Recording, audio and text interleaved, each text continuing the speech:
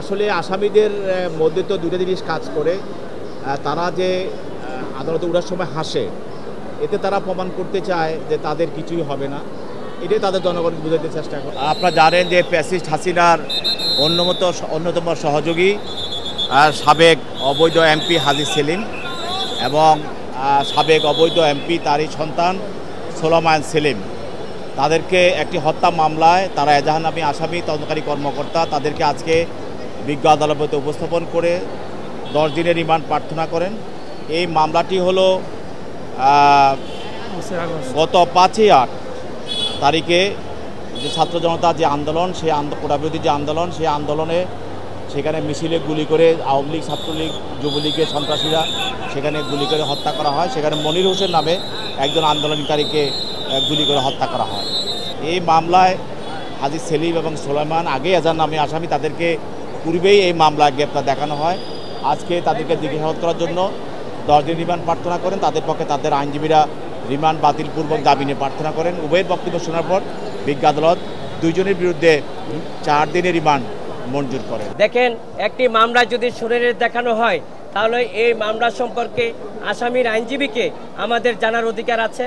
কি মামলা এবং মামলাটা কোথায় ঘটনাটা ঘটেছে, কি ধারা দিয়েছেন, আসামিকে, ভিকটিমকে, এই তথ্য উপাত্ত আমাদের জানাতে হবে রাষ্ট্রপক্ষের।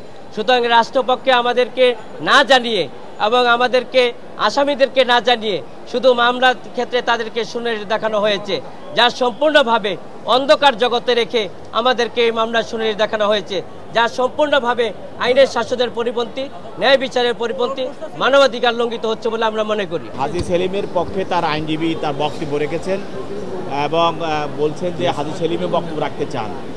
হাজী সেলিম তো বক্তব্যের মতো অবস্থা নাই, কিন্তু তারপরও সে তার একটা আদালতে একটা পরিবেশ সৃষ্টি করার জন্য, একটা সিম্পিতি নেওয়ার জন্য তারা এই ধরনের কর্মকাণ্ড প্রায় করে থাকে। কিন্তু যেখানে আইনজীবী বক্তব্য রাখে এবং আইনজীবী মামলার বিষয়গুলো উত্থাপন করে, সেখানে আসামি পক্ষের এমন কিছু বলার থাকে না। তারপরও আমরা বলতে চাই আদালত তাদেরকে সেই সুযোগ দেয়, সেটাই তারা চেষ্টা করেছে।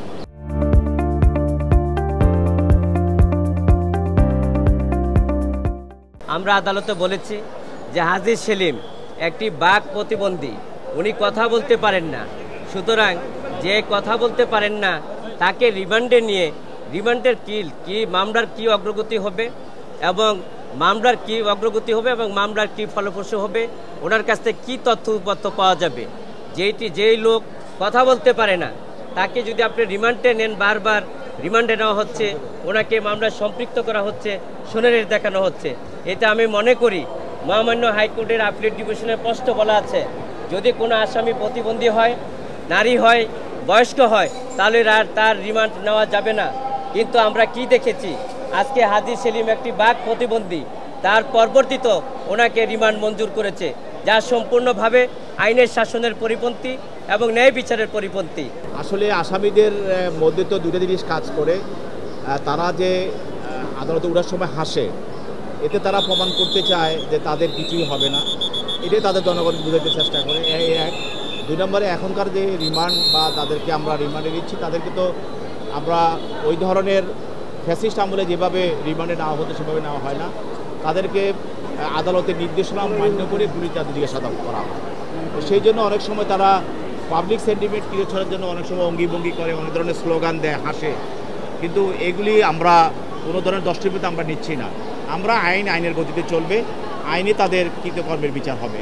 হাজী সেলিম যেহেতু বাক প্রতিবন্ধী, উনি কথা বলার চেষ্টা করেছেন। উনি বারবারই বলেছেন যে এই মামলাগুলোতে আমি কোনো সম্পৃক্ত নেই, সম্পূর্ণভাবে রাজনৈতিক কারণে আমাকে এই মামলায় সম্পৃক্ত করা হচ্ছে। আমি এমপি ছিলাম, দেশের মানুষের জন্য কাজ করছি। আমার ছেলেও বর্তমান এমপি সোলায়মান সেলিম, তরুণদের ইয়ং জেনারেশনের এমপি। সেই কথাগুলি উনি আদালতে বোঝাতে চেষ্টা করেছেন আকার ইঙ্গিতে, যে এই মামলাগুলোতে উনি কোনো সম্পৃক্ত নেই, শুধু রাজনৈতিক কারণে উনি এমপি ছিলেন এবং মানুষের কাজ করেছেন, সেই রাজনৈতিক কারণে ওনাকে এই মামলাগুলোতে সম্পৃক্ত করা হচ্ছে এবং একের পর এক মামলা দেওয়া হচ্ছে, শুনানি দেখানো হচ্ছে, রিমান্ডে নেওয়া হচ্ছে, সম্পূর্ণভাবে যা আইনের শাসনের পরিপন্থী, ন্যায় বিচারের পরিপন্থী। তারা ছিল কি, তারা তো সাধারণত আসামিরা সেখানে তারা একসঙ্গে থাকলে আসামিরা কথা বলে, তাদের মধ্যে কথা হয়। সেখানে আদালতে যখন চলে তখন এই ধরনের তাদের মধ্যে কথা বলা সঠিক না। তারা উচিত না। তারপরেও অনেক সময় আসামিরা অনেক সময় চেষ্টা করে, সেখানে আদালত বা আমরা যারা থাকি আমরা তাদেরকে নিবৃত্ত করার চেষ্টা করি।